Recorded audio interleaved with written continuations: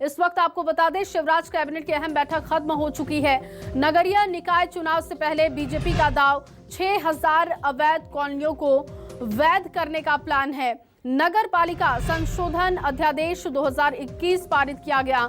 Shivraj cabinet की अहम बैठक खत्म हो चुकी है। ताजा अपडेट आपको बता रहे हैं। नगरीय निकाय चुनाव से पहले बीजेपी का ये बड़ा दांव कह सकते हैं। 6000 अवैध कॉलोनियों को वैध करने का प्लान है। नगर पालिका संशोधन अध्यादेश 2021 को कैबिनेट से मंजूरी मिल चुकी है। बड़ी जानकारी इस वक्त आपको दे रहे हैं। ताजा अपडेट आपको बता दें, इस वक्त कैबिनेट की मीटिंग खत्म हो चुकी है। कैबिनेट की मीटिंग में कई मुद्दों पर चर्चा की गई। जो सबसे अहम रहा उसमें 6000 अवैध कॉलोनियों को वैध करने का प्लान रहा है। नगर पालिका संशोधन अध्यादेश 2021 को मंजूरी कैबिनेट से मिल चुकी है।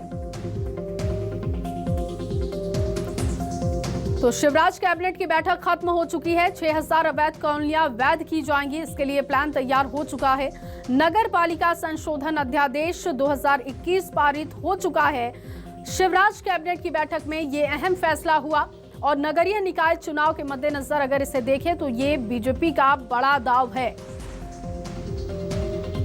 6000 ऐसी अवैध कॉलोनियां हैं जिन पर संकट था, लेकिन अब इन्हें वैध करने का प्लान है। इसके लिए एक प्रस्ताव को भी कैबिनेट से मंजूरी मिल चुकी है। आपको बता दें कि नगरीय निकाय चुनाव से पहले बीजेपी ने ये बड़ा दांव खेला और इसके मद्देनजर 6000 अवैध कॉलोनियों को वैध करने का प्लान है बीजेपी का।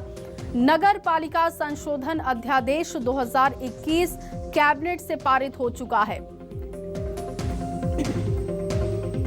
तो निकाय चुनाव से पहले बीजेपी का ये बड़ा प्लान हम कह सकते हैं। शिवराज कैबिनेट की बैठक खत्म हो चुकी है। 6000 अवैध कॉलोनियों को वैध करने का बीजेपी का प्लान है और इसके लिए नगर पालिका संशोधन अध्यादेश 2021 कैबिनेट से पारित किया जा चुका है, क्योंकि आने वाले समय में प्रदेश में नगरीय निकाय चुनाव है और उससे पहले बीजेपी ने ये बड़ा दांव खेला है। इससे पहले अगर उपचुनाव की बात की जाए तो उपचुनाव में बीजेपी को हार का सामना करना पड़ा था और ऐसे में नगरीय निकाय चुनाव में बीजेपी अच्छी बढ़त बना सके, जनता के मन को टटोल सके, जनता के मन पर छा सके, इसके लिए बीजेपी का ये प्लान कारगर कितना होगा ये देखना होगा। लेकिन फिलहाल ये एक बड़ी राहत उन लोगों के लिए हो सकती है जो इन अवैध कॉलोनियों में आते हैं। उनके लिए ये अच्छी खबर, राहत भरी खबर कि इस प्रस्ताव के पारित होने के बाद उन तमाम लोगों के मन का डर खत्म होगा। 6000 ऐसी अवैध कॉलोनियां जिनको वैध करने का प्लान है। लगातार इन पर संकट था, लेकिन अब नगर पालिका संशोधन अध्यादेश 2021 को कैबिनेट से मंजूरी मिल चुकी है और ऐसे में अब अगला प्लान है कि 6000 जो अवैध कॉलोनियां हैं उनको बीजेपी वैध कर सके। इसी को लेकर इस प्रस्ताव को मंजूरी मिली है। इसके साथ ही कैबिनेट की मीटिंग में कई अहम प्रस्तावों पर चर्चा की गई और आपको बता दें कि जो अहम रहा सबसे वो ये रहा कि 6000 जो अवैध कॉलोनियां हैं उनको वैध करने का प्लान सरकार का है। तो बीजेपी के लिए ये कह सकते हैं कि ये बड़ा दांव बीजेपी ने खेला है। 6000 अवैध कॉलोनियों को वैध कर बीजेपी एक बड़ा वोट बैंक नगरीय निकाय चुनाव में तैयार करना चाहती है। आने वाले समय में नगरीय निकाय चुनाव भी होने वाले हैं प्रदेश में और ऐसे में उससे ठीक पहले बीजेपी का ये दांव कारगर साबित हो सकता है, फायदेमंद हो सकता है।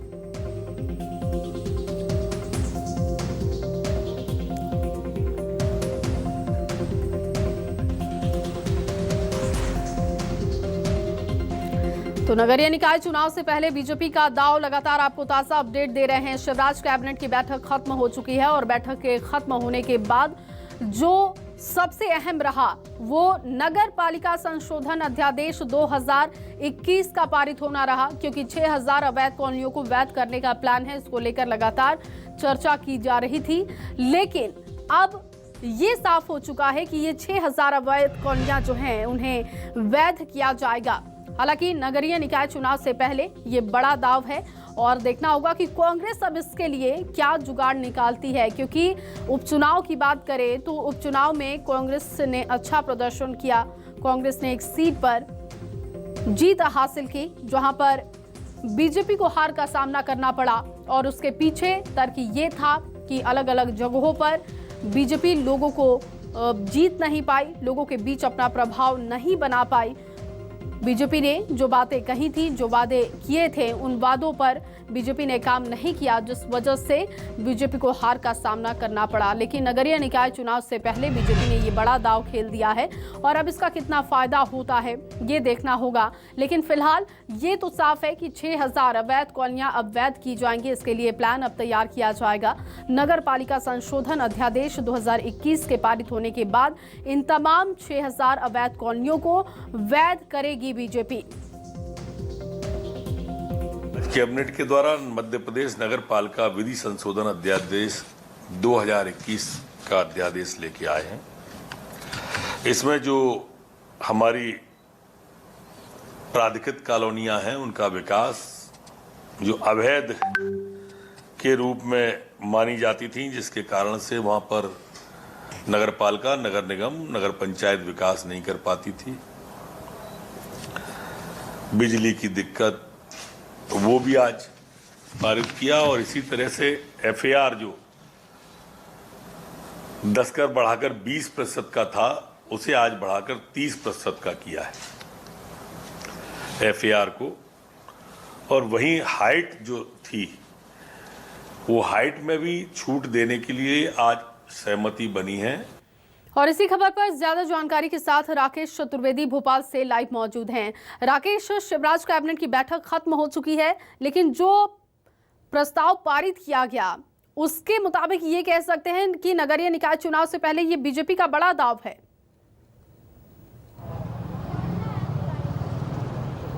देखिए, बिल्कुल आज शिवराज कैबिनेट की बैठक में करीब दर्जन भर प्रस्ताव है पारित हुए, लेकिन जो सबसे अहम प्रस्ताव है वो है अवैध कॉलोनियों को वैध करने का प्रस्ताव।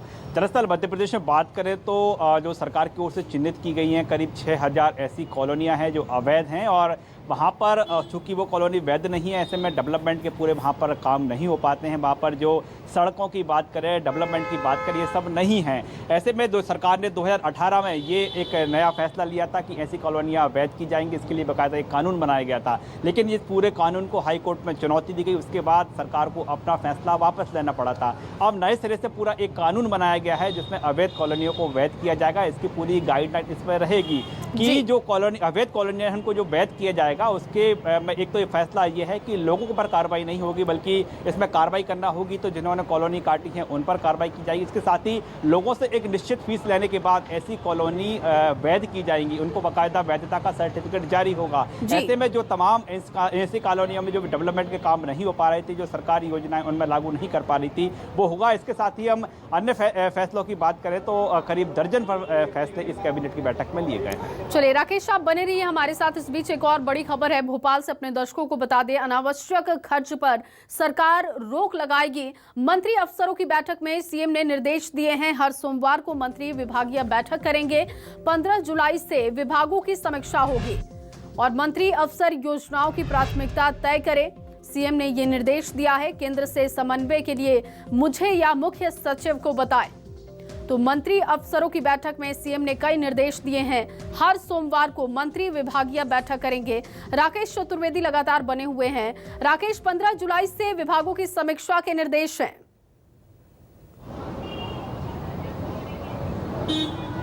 देखिए, बिल्कुल आज सीएम शिवराज सिंह चौहान ने मध्य प्रदेश के सभी मंत्री, मुख्य सचिव, सभी विभागों के प्रमुख सचिव, सचिव स्तर के अधिकारियों की बैठक ली है और अब जब उस बैठक में निकलकर सामने आया है कि मध्य प्रदेश में अब डेवलपमेंट के लिए, विकास के लिए, नई योजनाओं के लिए आर्थिक संकट है, बड़ी है। तो ऐसे में सीएम ने साफ तौर पर कहा है कि केंद्र से मध्य प्रदेश की मद की जो राशि मिलना है इसको लेकर फोकस किया जाए। मंत्री है वो केंद्र के दौरे करें, अफसर भी इसमें जो केंद्र के अफसर हैं उनसे लगातार चर्चा करें। इसके साथ ही सीएम ने सभी मंत्रियों से साफ तौर पर कह दिया है कि अब 15 जुलाई के बाद वो उनके विभागों की समीक्षा करने वाले हैं। देखिए, मंत्रियों को जो टारगेट दिया था कि उनके विभाग में अगले 6 महीने में किस तरह के कामकाज होना है, हालांकि बीच में कोरोना काल आया था, लेकिन उसके बाद अब किस तरह की प्लानिंग है इसकी बाकायदा पूरा प्रेजेंटेशन सीएम मंत्रियों से लेंगे, उनके विभागों से 1 to 1 चर्चा करेंगे और आगामी किस तरह की आगे प्लानिंग है इस पर पूरा फोकस किया जाएगा। यानी कह सकते हैं कि कोरोना काल के बाद अब सरकार पूरी तरह से जो डेवलपमेंट की योजना है उन पर फोकस किया है और बाकायदा मंत्रियों से कह दिया गया है कि पूरी तैयारी कर लें। 15 जुलाई से उनकी क्लास स्टार्ट स्टार्ट होने वाली है, शुरू होने वाली है और 15 जुलाई के बाद